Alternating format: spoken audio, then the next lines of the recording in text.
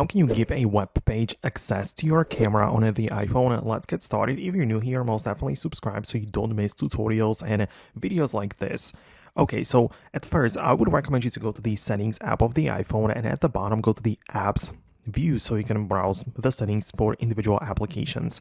But then just go to the S for Safari. You can tap on it like this, and from these options and menus, go to the camera, which is almost entirely at the bottom.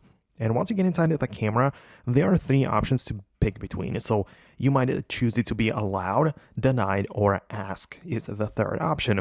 So usually people by default will likely have it to ask, but if you want to, you can always allow the camera to be accessed from the web pages. So you do click allow, or ask is kind of a good option because whenever you get inside of a web page which requires it, you always have to confirm and then decide, right? So you're going to get a pop-up that website wants to access your camera. So what can we do about it?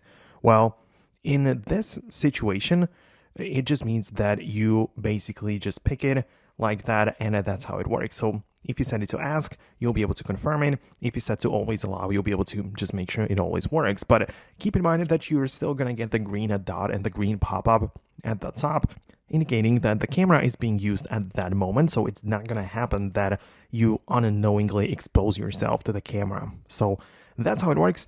I would really appreciate your feedback in the comment section below. Let me know if it worked for you. Hit the thumbs up and subscribe for more. And I'll talk to you later in the upcoming tutorials and videos like this one. So thanks a lot, and I'll talk to you soon.